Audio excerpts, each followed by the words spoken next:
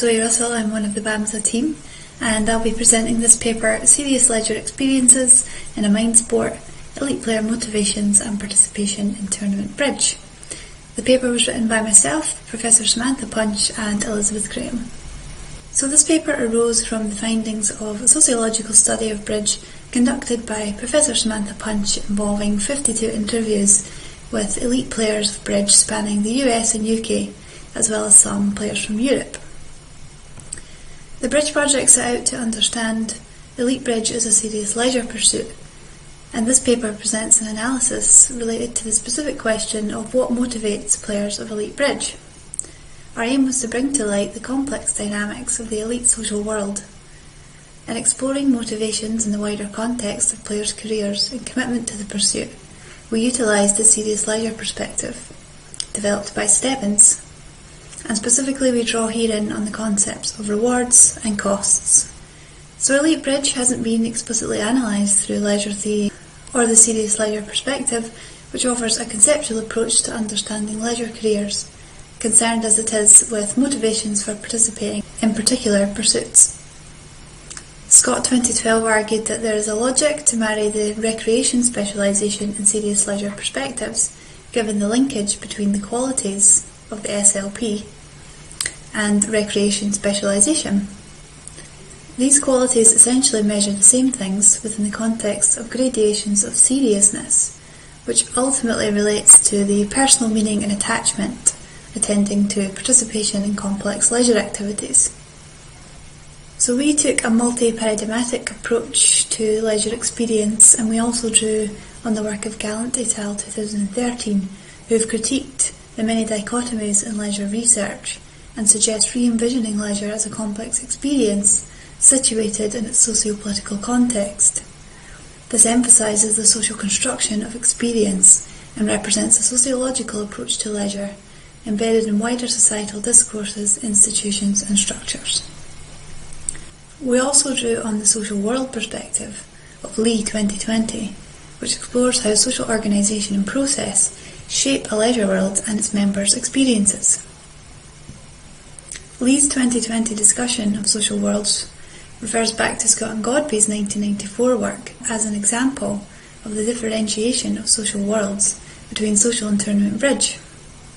The concept of social worlds is also relevant to the SLP because it helps to understand why people are attracted to and continue with a serious pursuit. So by drawing on these different conceptual approaches, we use the empirical case study of elite bridge as a way to theorise participation in a mind sport and explore player motivations and experience as products of both agentic and structural dynamics, which together form a sociological perspective on serious leisure as simultaneously individual, interpersonal and collective. Within the SLP, motivations are primarily understood in relation to rewards and costs. The rewards are split into personal and social rewards, and the former includes such identifiers as self-fulfillment and self-gratification, and the latter group accomplishment. Stebbins 2020 conceptualises costs as motivators, given how participants are motivated to avoid them, and they include notions of disappointment, dislikes and tensions associated with participation in serious leisure, and these are usually individual or interpersonal in nature. So across our sample of elite players, regardless of age or gender, we found similar characterisations of bridge emerged and reveal why individuals play bridge and their perception of the rewards of doing so, which are both personal and social. In the first instance, the multifaceted and challenging nature of the game itself, as explained here by John Matheson. The personal rewards of self-actualisation, self-expression, self-image and self-gratification vary markedly for different elite players over their careers, and it also depends upon who one is playing with. So the self in elite bridge is fundamentally a social self, where one's partner is central to the rewards one derives from participation. Hence the dyad is integral to player motivations in this form of leisure. In Stebbins' list of personal rewards, almost all are applicable to elite players. However, regeneration following work is relevant only to elite amateurs, and financial return only to elite professionals. So the social nature of elite bridge in the international community is another motivator for elite players. Participation brings social rewards, namely in the form of social attraction, through associating with other participants in the pursuit. Group accomplishment and contributing to maintaining the group are also applicable, evident in how players' identities and sense of self are rooted within their bridge teams, the nations they play for, as well as the wider playing community. However, the importance of social rewards we found varies among players, with some indicating a stronger sense of attachment to the group or team identity than others. This reflects rewards more generally, where participants derive and prioritise these differently, albeit with self-enrichment and self-gratification at the fore.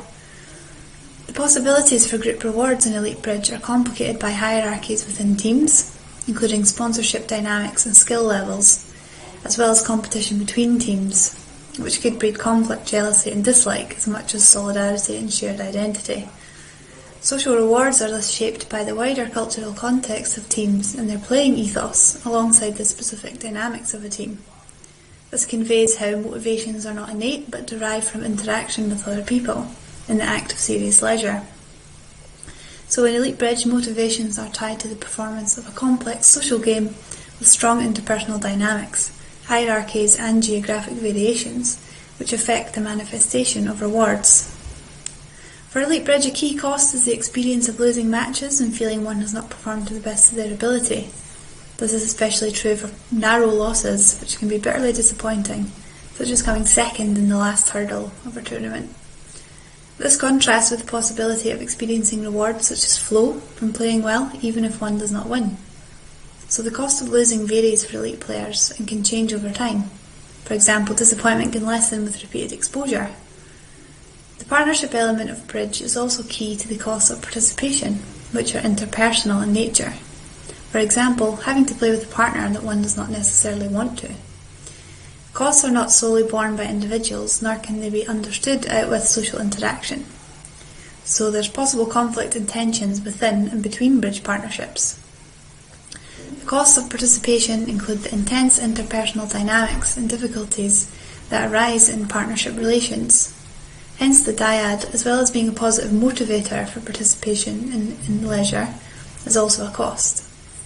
The causes of tension and conflict are contextually specific, subjective and shaped by expectations that players have of themselves and their partner. So the individual and interpersonal costs can be contextualised in relation to leisure constraints, which are out with the control of participants, as particular cultural and structural forces which inhibit leisure choice. So the inequitable nature of serious leisure participation can include the gendered nature of access to and the quality of leisure experiences. In Elite Bridge, gendered leisure constraints include the economic conditions of participation. For example, women are most likely to be paid to play in women's-only events rather than in open national and international contexts, and paid opportunities in the open game have lesser financial returns. Playing in women-only tournaments is often perceived as a lower quality game, even characterised as having a stigma, which affects the perceived rewards and costs associated with participation. Female players especially make decisions on where to play, which are shaped by financial circumstances, which are either enabling or constraining. One issue for elite level bridge is partly that there are fewer elite female players, reflecting how participation is constrained by the availability of co-participants. This can affect elite players more generally, who may struggle to find the right partner to play with due to geography, skill level, compatibility or otherwise. Alongside material and status issues, women specifically can be more constrained in relation to time. Female players refer to the difficulties of participating in serious leisure as an elite player, alongside their responsibilities as a parent. So at elite level bridge, where players are the most specialised, there are varying levels of commitment to participation. This can be understood in relation to the differing motivations and life circumstances of amateurs and professionals. Stebbins argues that professionals are significantly more confident, persevering, committed and prepared than amateurs. The elite players who do not necessarily see bridge as the most important aspect of their identity are amateurs or part-time professionals with other livelihoods besides bridge. In contrast, Eric Rodwell, a full-time professional, explains the place of bridge in his life as being central. The social world of elite bridge, comprising full-time professionals and amateurs playing together in the top-level tournaments, therefore conveys how within serious leisure there's a variety of experiences and degrees of personal and behavioural commitment. So viewing serious leisure through a lens of socio-political and economic contexts, we can also allow for the possibility of being committed rather than the idea of a career, because this allows for the possibility of interruptions. This was certainly the case with elite bridge players, where participation over the life course can be shaped by wider life circumstances.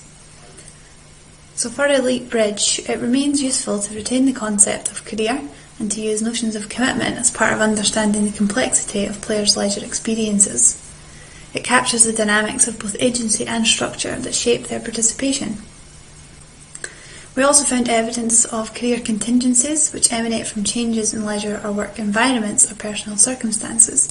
These can be both positive or negative, but they are out with the control of individuals.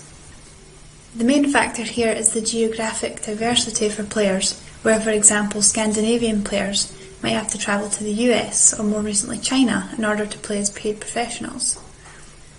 So elite players must go through career turning points, and this is key to their specialisation in bridge, as they intensify their commitment, taking opportunities to play where the game is more developed. For professional players increasingly dependent on bridge as their main source of income, this invokes a level of personal and behavioural commitment that would surpass an amateur player.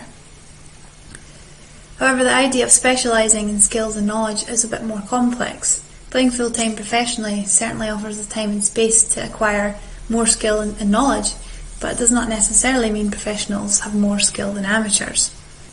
An amateur bridge player may spend significant effort reading about bridge and practising to hone in skills, whilst a professional might just be hired to play with a less skilled partner and spend more time invested in client relations than developing knowledge and skill. So the conclusion here is that agency is required to specialise and increase one's commitment as part of the navigation of structural career contingencies related to the wider playing environment of elite bridge as a mind sport. Our findings reveal that even within one specialised, serious social world, there are nested layers of involvement and commitment, which cannot be fully understood if leisure theorists emphasise a broad continuum from casual to serious. Because in serious elite bridge, which is a small category of tournament bridge, amateurs and professionals have formed nested social worlds. Each group take elite bridge seriously, but in different ways, and with different motivations, careers and levels of commitment. Specialisation or professionalisation is not linear, meaning amateurs will not necessarily become professionals, despite all players having reached the level of elite, which is the most specialised form of tournament bridge. In conclusion, our paper highlights how the differentiated social world of elite bridge shapes players' motivations, specifically in relation to the idea of amateur and professional elite players, which experience differing motivations and costs surrounding serious leisure participation. We examined the rewards and costs for players which are individual and particularly also interpersonal, related to the dyadic nature of bridge as a partnership activity. We also pointed to how motivations are set within the broader context of structural constraints and career contingencies, such as gender inequality and a lack of opportunities in some geographic contexts. We did this by drawing on a multi-paradigmatic approach to the study of bridge as a way to capture the complexity of leisure experience. Some of the key references used in the paper and the presentation are included here, and thank you very much for listening.